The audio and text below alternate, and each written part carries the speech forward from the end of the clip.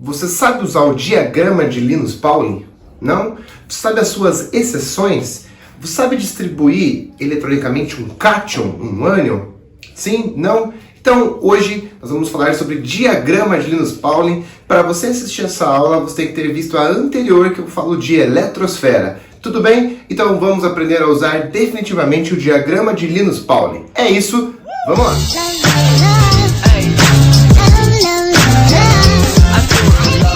Vamos lá! Sejam bem-vindos mais uma vez, eu sou o professor Rafael Camargo e hoje eu quero te ajudar a entender como que você usa o diagrama de Linus-Pauling, cuidando para não perder questões de bobeira sobre o assunto.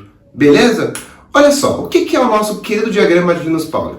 Ele é um diagrama que vai colocar os elétrons ao redor do núcleo em ordem crescente de energia. Beleza? E aí o diagrama de Linus-Pauling, ele vai pegar esses elétrons que estão em níveis, subníveis, orbital e spin e vai colocar eles ao redor do núcleo, do mais próximo do núcleo, que é o menos energético, para o mais distante do núcleo, que é o mais energético. Primeiro, você tem que trazer uma colinha aqui do lado. Lembrar que você tem ali 7 níveis de energia, K, L, M, N, O, P e Q. Que esse primeiro nível eu falo 1, aqui eu falo 2, aqui eu falo nível 3, nível 4, nível 5, nível 6 e nível 7. Beleza? Que o primeiro nível cabe em 2 elétrons, que o segundo cabe em 8 elétrons, que o terceiro cabe em 18, que o quarto cabe em 32, que o quinto nível é formado por 32 de novo, o sexto 18 e o sétimo 8 elétrons. Que mais que eu tenho que saber, professor? Isso aqui são nossos níveis. Quais são os subníveis de energia? Você viu comigo que os subníveis são S, P, D e F. Esses são os subníveis. O S cabe no máximo 2 elétrons, o P cabe no máximo 6 elétrons, o D cabe no máximo 10 elétrons e o F cabe no máximo 14 elétrons. Para eu formar um nível, eu tenho que colocar aqui, ó, quais subníveis ele precisa. E é isso que a gente vai fazer a partir de agora. O primeiro nível, ele cabe em 2 elétrons. Então, quantos subníveis eu preciso para formar o primeiro nível? O primeiro nível aqui, ó, cabe em 2 elétrons. Quantas pecinhas dessa eu preciso pegar para formar 2 elétrons? Eu tenho que pegar o S, se encher o S eu pego o P, se encher o P eu pego o D, se encher o D eu pego o F. Então, para formar 2 elétrons, quantos subníveis eu preciso pegar aqui? Só o S, né? Se eu pegar o S, vem 2 elétrons. Então, a primeira camada ela é formada só pelo subnível S. Tudo bem? Agora, a segunda camada, ela é formada por 8 elétrons. Quantas subcamadas eu tenho que pegar aqui? Isso, o S e o P, 2 mais 6, 8. Quer dizer que a segunda camada ela é formada por subnível S, mas também eu tenho a segunda camada com subnível P. Tá aí.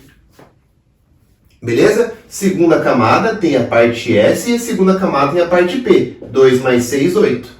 A terceira camada cabe em até 18 elétrons, não é isso? E se cabem até 18 elétrons, eu vou precisar de quais subníveis? S, P e D. Isso mesmo. Então, olha só. A terceira camada tem a parte S, a terceira camada tem a parte P e a terceira camada tem a parte D. Quarta camada, 32 elétrons. Quais são os subníveis que eu preciso? S, P, D e F. 2 mais 6 dá 8, mais 10, 18, mais 14, 32. Então, a quarta camada vai ser formada pela parte S, pela parte P, pela parte D e, por fim, pela parte F. A quinta camada, que cabe em 32, você já sacou a ideia. Também vai precisar de S, P, da parte D e da parte F. A sexta camada, que cabe agora 18, vai precisar de 2, 6, 10, ou seja, vai ter a sexta camada, parte S, sexta camada, parte P, sexta camada, parte D. E por fim, nós temos a sétima camada, o sétimo nível, que cabem aí 8 elétrons, então vai ter a parte 7S e a parte 7P. Tudo bem? Olha só, mostrei quantos subníveis cada nível tem. Olha só, O S cabe em 2 elétrons, ó. Vou colocar o 2 lá em cima. Então, ó, o S cabe em 2 elétrons no máximo. O P cabe no máximo 6 elétrons. O D cabe no máximo 10 elétrons. Pode ser D1, D2, D3, D4, D5, D6, D7, D8, D9, até D10. E o F cabe até 14 elétrons. Tá aí. Estamos muito próximos do nosso diagrama de Pauling. O que falta para dar sequência a esse diagrama? Então aqui nós temos agora já o escopo do nosso diagrama de Pauling. E o que eu tenho que fazer agora? Saber utilizar. Colocar os elétrons do menos energético para o mais energético. Qual é a sequência dos elétrons ao redor do núcleo? Professor, não é só cortar na horizontal e acabou? Não. O nosso querido Linus Pauling percebeu que a ordem correta para colocar os elétrons ao redor do núcleo é cortar esse diagrama na diagonal. Então, olha só, os primeiros elétrons ao redor do núcleo é 1s2. Aí, olha só, eu recomeço para a diagonal aqui. Quem são os próximos elétrons ao redor do núcleo? 2s2. Depois do 2s2, quem são os próximos elétrons ao redor do núcleo? 2p6, 3s2, vazou. Quem são os próximos elétrons ao redor do núcleo? 3p6, 4s2, vazou. Quem são os próximos elétrons ao redor do núcleo? 3d10, 4p6, 5s2, vazou. Quem são os próximos elétrons? 4d10, 5p6, 6s2, vazou. Quem são os próximos elétrons? Próxima diagonal? 4f14, 5d10, 6p6, 7s2 e vazou. E os últimos elétrons? 5f14, 6d10, 7p6 e saiu. Então, se você colocar os elétrons ao redor do núcleo nessa sequência, você estará colocando os elétrons do menos energético para o mais energético. Tudo bem? Do menos energético para o mais energético. Sus. Perceba aqui, por exemplo, depois do 3p6 vem o 4s2, depois que vem o 3d10. Isso quer dizer que as camadas ao redor do núcleo, antes de terminar uma camada, já começa outra. Uma camada nem terminou ainda, está chegando na reta final dela, e a outra já começou. Então as camadas vão se interpolando. Tranquilo? Então olha só. Agora a gente vai aprender a usar esse diagrama. A gente vai aprender a distribuir esses elétrons. Vamos lá. Primeiro exemplo. Vamos lá. Vamos pegar aqui o silício, cujo número atômico é 14. Se o silício tem 14 prótons, ele também tem 14 elétrons. Como ficariam esses 14 elétrons ao redor do núcleo? Vamos lá. 1s2, 2s2, 2p6, tudo bem? 3s2, perceba, o número lá de cima é o elétron. Então eu coloquei 2 elétrons mais 2 dá 4, mais 6, 10, mais 2 dá 12. Faltam quantos elétrons ainda? São 14, né? Faltam 2. Então 3s2, o que mais? 3p2. Então perceba, 14 prótons, 14 elétrons. Distribuir os elétrons usando o diagrama de Linus Pauling. Essa é a sequência correta. Isso significa que esse aqui é o elétron que está mais distante do núcleo. É o elétron mais energético. Sus! Então olha só. Camada 1, camada 2, camada 3. O silício tem 3 camadas, né? Ó, o número da frente é a camada, o nível. Então, ó, camada 1, camada 2 com 2 partes, camada 3 também com 2 partes. Beleza? Próximo exemplo. Vamos ver aqui o nosso querido ferro 26. Distribua comigo aí o ferro 26. Vamos junto? 1s2, 2s2, 2p6, são 26 elétrons. 3s2, 3p6. Depois do 3p6, quem é o próximo? 4s2. Vamos parar para ver quantos elétrons colocamos já?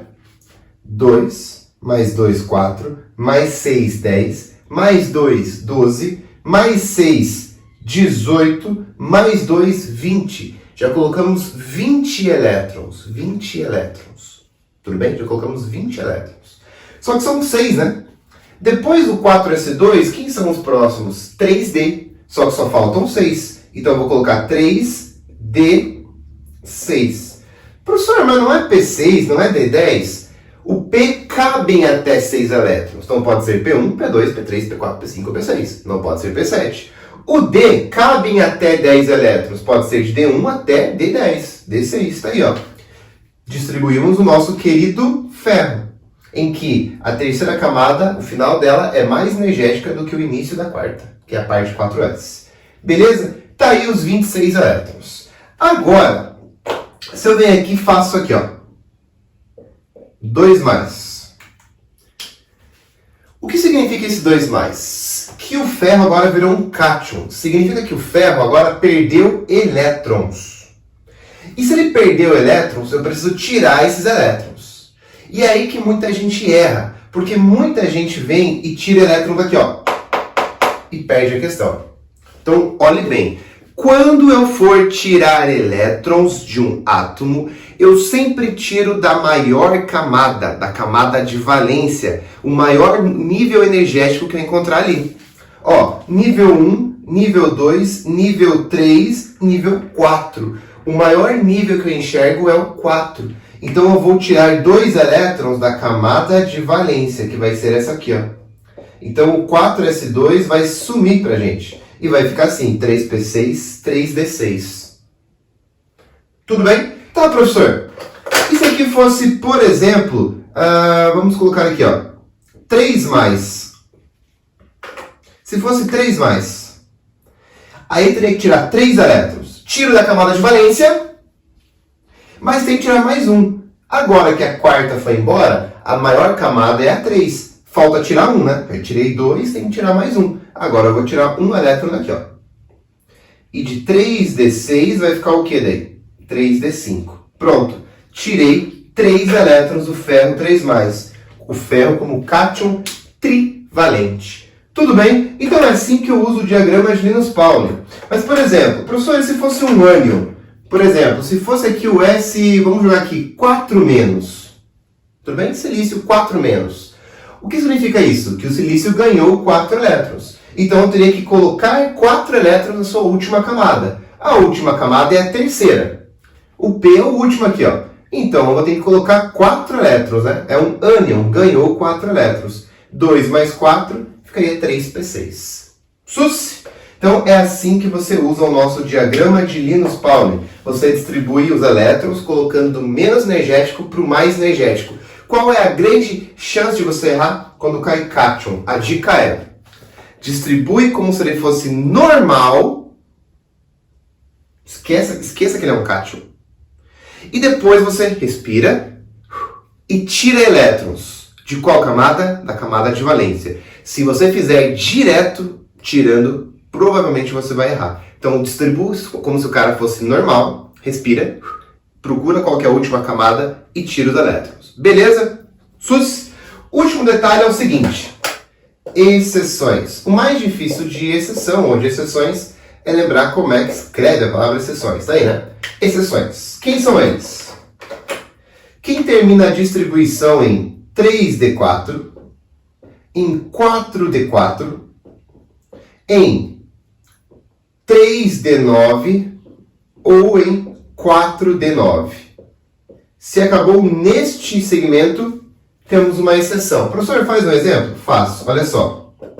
O cobre 29. 29 prótons, 29 elétrons. Vai comigo? 1s2, 2s2, 2p6, 3s2, 3p6, 4s2 é 20, faltam 9. 3d9. Opa! Caiu na exceção. Sim ou não? O que você faz quando cai na exceção? Olhe bem, vai com calma. Tira um elétron do S e passa para o D.